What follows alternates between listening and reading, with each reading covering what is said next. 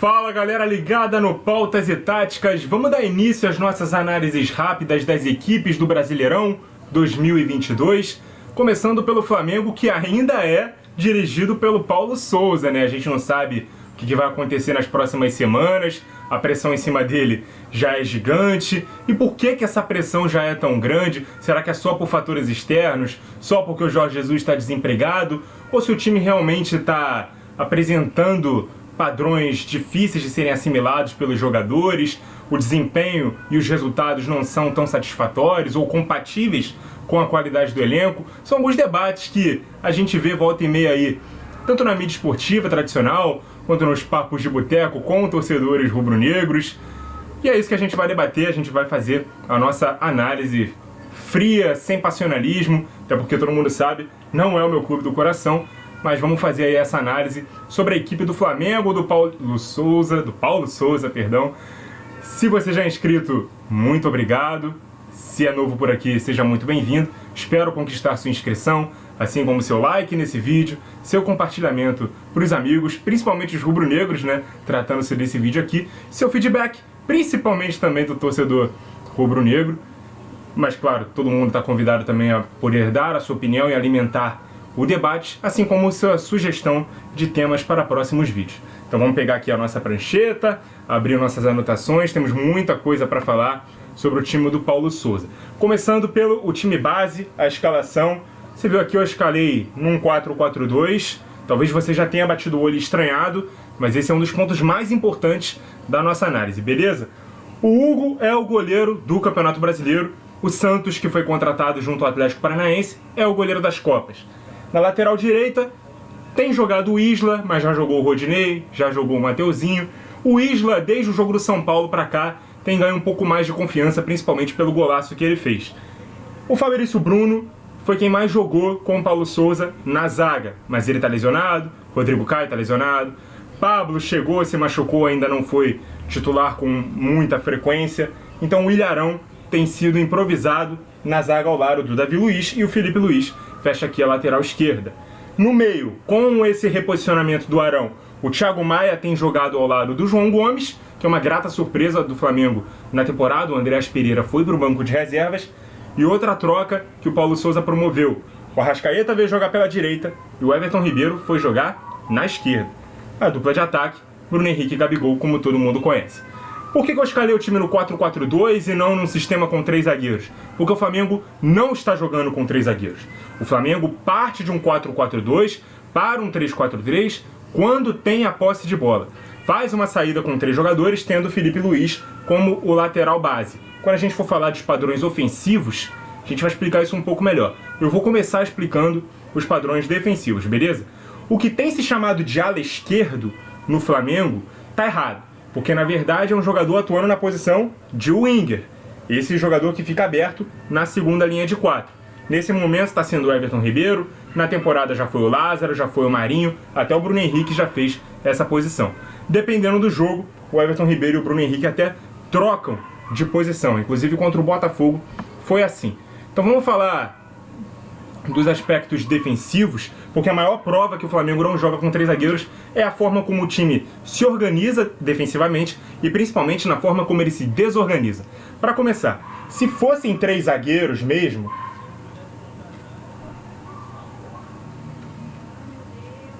e alas, no momento defensivo, os alas fechariam numa linha de 5, e não é o que acontece. O que acontece é só o recuo do lateral direito e o Felipe Luiz abrindo para a zaga. Inclusive, quando o Felipe Luiz não teve disponível um jogo ou outro, o Léo Pereira foi utilizado nessa posição.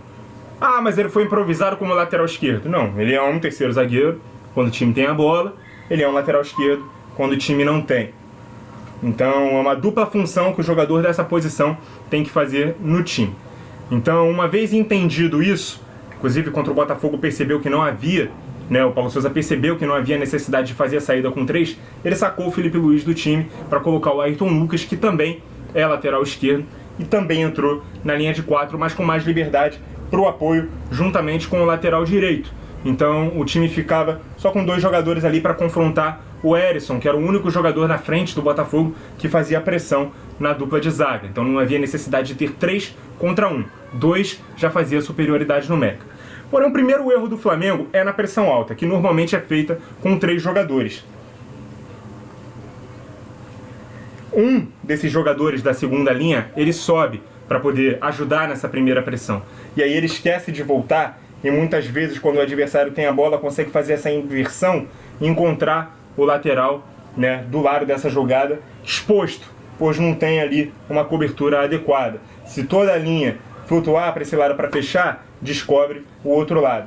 Então, sempre é importante que esse jogador recue para a segunda linha para não deixar esse buraco, não deixar 3 jogadores contra um adversário que usa outros jogadores, dando a amplitude nesse setor, não desproteger esse setor, beleza? Então essa é a primeira falha defensiva que a equipe do Flamengo faz.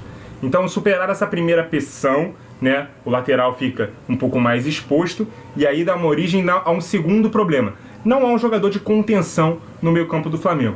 Isso defensivamente faz muita falta porque os 2 volantes foram ensinados, né, quando foram formados como segundo volante, a darem esse primeiro bote, porque haveria, né, um jogador ali na cobertura, por trás, que seria o primeiro volante. O Thiago Maia é esse jogador. O Thiago Maia tem jogado, né, com a necessidade do Arão compor a dupla de zaga. Ele é um primeiro volante de origem, mas ele está numa fase muito ruim, tem cometido muitos erros e acaba deixando esse espaço grande entre as linhas defensivas do Flamengo, as linhas de defesa e de meio campo. Então, sem um jogador para proteger esses caras, cria um efeito dominó, que é um terceiro erro que tanto o Arão quanto o Davi Luiz têm cometido. Quando um dos dois sai à caça do jogador que está entre linha, o time não está bem organizado para se fechar e poder bloquear os espaços que ficam. Sempre fica ali um buraco que é justamente no setor deixado pelo zagueiro que faz esse primeiro bote. É um erro que o Davi Luiz comumente, desde o auge da carreira dele na Europa, já cometia e por isso ele foi implementado como um zagueiro central num sistema com 3 zagueiros. E que o Arão, por ser um volante de origem, não ser um zagueiro, normalmente também iria cometer. Inclusive o Davi Luiz já foi escalado como primeiro volante em times que jogam com uma linha de 4 atrás. Se fossem 3 zagueiros e alas, realmente como se diz, e aí o Davi Luiz estivesse jogando na posição dele, que ele normalmente foi melhor, né, lá no Chelsea, eventualmente no Arsenal, até no Paris Saint-Germain, quando esse jogador fosse dar o bote, iria ter ali 2 para poder fechar os espaços, não ia ficar aquele buraco enorme a ser coberto. Mas como o time do Flamengo defende com uma linha de 4 e não com uma linha de 5, não com 3 zagueiros de origem, sempre que um vai dar o bote, fica esse buraco para ser aproveitado por outro jogador que penetra naquele espaço. Outro problema é nas inversões. Repare quantas vezes o Flamengo tenta fechar um dos lados, quando o time adversário tem a bola. Além desse espaço aqui na entrelinha, fornece muito esse espaço nas costas do lateral. Então, se um jogador do adversário inverte a bola para outro, que está desse lado aqui, o lateral muitas vezes não gira, não faz um movimento para poder olhar quem é que está entrando desse lado e receber a bola com liberdade. Cria o chamado lado cego, é um lado mais fraco. São as fragilidades que o Flamengo tem, né, nos seus padrões defensivos.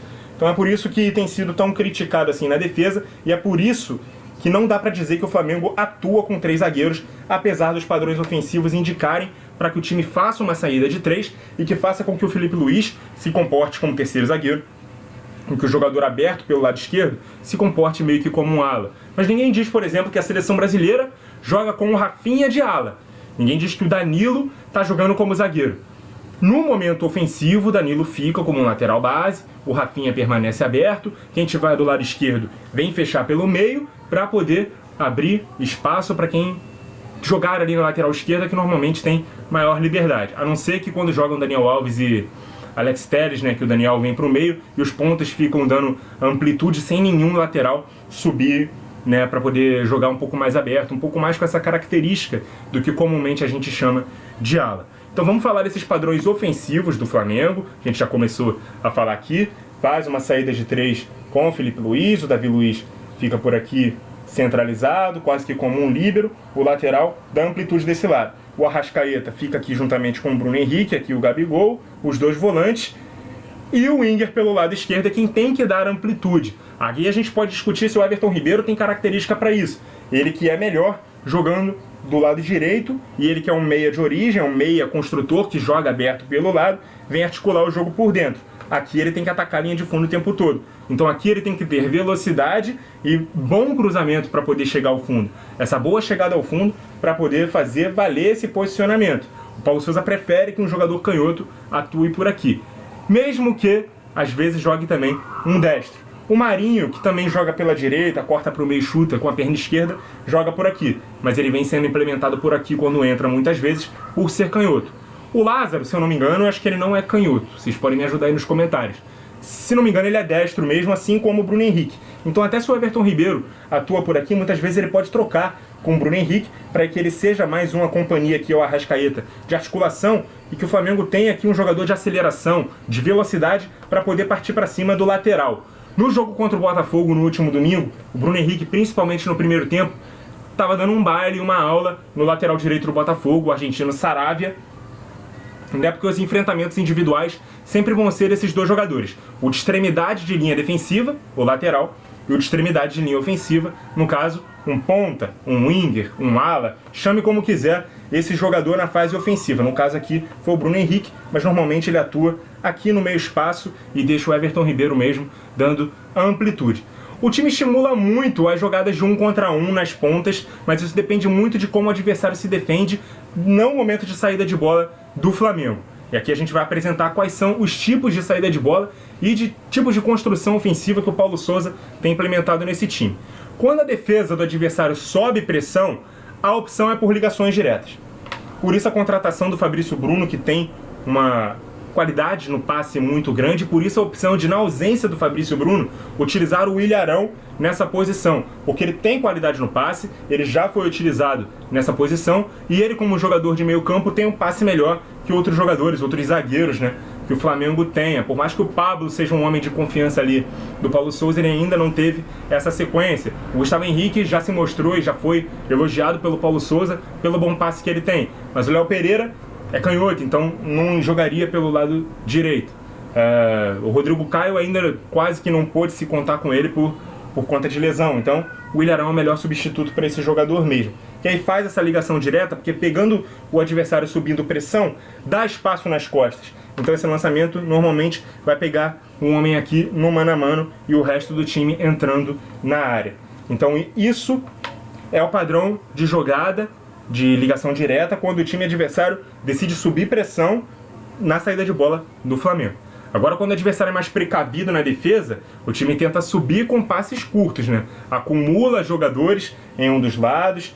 Vamos supor que esteja acumulando jogadores aqui do lado esquerdo, principalmente, e eu incluindo, né, um dos volantes, aqui seria o João Gomes, o Thiago Maia ficaria mais como o primeiro homem. Então o time fortaleceria um dos lados, criaria o chamado lado forte, atrairia a defesa do adversário para esse lado e criaria um lado menos desocupado, chamado lado fraco. E aí faria essas inversões para que esse jogador, pode ser aqui o próprio lateral, pode ser um ponta, pode ser o Arrascaeta, enfim, ele possa pegar, né, esse jogador no mano a mano ou com um pouco mais de espaço para ser atacado. A maior dificuldade ofensiva do Flamengo é quando o adversário marca em bloco baixo. Mas antes disso, vamos falar de outra vertente que o Paulo Sousa usa, que é o advento do Pedro jogando ao lado do Gabigol, como dupla de ataque. Muitas vezes quando o Bruno Henrique não pode jogar, o Gabigol joga na posição do Bruno Henrique, aqui nessa função de meia atacante, no meio espaço, e o Pedro joga um pouco mais ofensivamente, porque ele empurra a zaga do adversário para trás. Então se a zaga do adversário está aqui, ó, fora da área, e a presença do Pedro, né, tá no campo, ele indo para a área, ele sendo mais um homem de área, ele empurra essa zaga para trás, e aqui onde estariam os volantes do adversário, ficam distantes da zaga. Cria um espaço entre linha muito grande para esses jogadores poderem atuar. Então é uma explicação do porquê que o Gabigol muitas vezes pode funcionar fora da área, ele que é um segundo atacante de origem, não é um centroavante, a gente já falou sobre isso. E o Arrascaeta trocou de lado por ser destro e por ser o jogador mais inventivo, mais criativo, o melhor jogador de meio campo ofensivo que o Flamengo tem. Então ele sai da direita, vem fazer essa companhia e vem jogar na entrelinha. Agora sim a gente fala das dificuldades ofensivas do Flamengo, quando o adversário marca em bloco baixo e não é induzido pelas movimentações nas trocas de passe que o time tem. Vou tirar aqui o adversário de campo rapidinho para a gente poder ilustrar isso melhor. Então, se o adversário troca passes e essas movimentações, né, dos jogadores ela não está bem coordenada, a gente viu isso também no jogo contra o Botafogo, a defesa não sai à caça individualmente, né, porque sabe que não vai ter outro jogador atacando espaço, né, nessa perseguição individual. Então, quanto mais jogadores o Flamengo for aqui fazendo essas trocas de posição, mas não tiver ali um entrosamento, não tiver ali aquela postura de quando o centroavante sai da referência, outro jogador tem que ocupar a posição, e aí o outro jogador tem que infiltrar. Enquanto não tiver esse entrosamento, esse tipo de jogada vai continuar sendo pouco tentada, essas infiltrações na área, num jogo mais terrestre, num jogo mais pelo chão. Isso, quando não dá errado, quando não dá certo, né, conforme o tempo vai passando e as jogadas desse tipo vão dando errado, o time vai ficando mais ansioso quando precisa do resultado, vai empilhando jogadores. A gente viu na partida contra o Botafogo até o Davi Luiz na área, mas para cada jogador ofensivo que o Flamengo bota na área, mais um jogador defensivo que o adversário vai colocando também, e isso, no lugar de abrir espaços na defesa, acaba congestionando ainda mais a área do adversário, beleza? Então é isso, galera. O Flamengo tem sim problemas coletivos, mas que não são fruto, né, de uma falta de treino ou de qualidade de ideias do Paulo Souza, mas sim de pouco tempo de trabalho, na minha opinião. Pouco mais de 20 jogos, pouco mais ou menos, né, de 4 meses no cargo. Quem me acompanha aqui mais tempo sabe que eu considero 1 ano o tempo mínimo de trabalho para qualquer treinador em qualquer centro. Não é a realidade do futebol brasileiro, mas se a gente quer mudar essa mentalidade, a gente tem que começar a cobrar isso dos clubes, né? E o Paulo Souza está no Flamengo há apenas 4 meses. Os resultados são até melhores do que o desempenho, é verdade, apesar de que nos grandes confrontos contra times de Série A no ano não são muito satisfatórios. São apenas 2 vitórias, 4 empates e 4 derrotas contra equipes da primeira divisão do Campeonato Brasileiro em todas as competições. Atlético Mineiro na Supercopa, os clássicos contra Fluminense e Botafogo no Campeonato Carioca também. E as perdas do estadual e da Supercopa pesam, mas os desfalques por lesão, principalmente no setor defensivo, pesam demais também. A adaptação do Paulo Souza ao futebol brasileiro e do elenco a uma ideia de jogo nova também pesam. A sombra do Jorge Jesus no mercado e a pressão de uma torcida mal acostumada nos últimos anos é o que mais pesa, mas a solução nunca vai ser interromper um trabalho ainda nos seus primeiros meses para começar tudo do zero agora com o Campeonato Brasileiro em andamento. É preciso tempo, né, para assimilar essas ideias e não implementar outras ideias do zero, precisando apresentar resultado a curto prazo para ganhar fôlego e poder ter tempo para sequenciar um trabalho. Isso cria um ciclo vicioso muito ruim no futebol brasileiro, onde o tempo para se trabalhar nunca é respeitado e o técnico nunca pode imprimir suas ideias num time se os primeiros jogos não forem satisfatórios. Então a primeira missão sempre vai ser se segurar no emprego e apagar incêndio. Feito isso, no Flamengo especificamente, tem que entregar título. Se não entregar título, também não fica no cargo, como o Renato Gaúcho não ficou, mesmo tendo um início de trabalho sensacional no quesito resultados, mas terminou a temporada com 2 vice-campeonatos, que o Flamengo pós-2019 não pode ser mais segundo colocado de um brasileiro ou de uma Libertadores, que o trabalho é mal avaliado pela torcida. Aí depois a gente vai cobrar que a seleção brasileira dê espetáculo, vai comparar os jogos do Brasileirão com a Premier League, mas com essa mentalidade de torcedor, infelizmente a gente nunca vai ter uma melhora na qualidade do nosso futebol. Enquanto a gente estiver cobrando isso do clube que a gente torce, a gente não vai poder cobrar o macro que age de uma forma semelhante ao que é feito na elite do futebol mundial. Muito obrigado a você que acompanhou o vídeo até aqui. Continue ligado no Pautas e Táticas e até a próxima!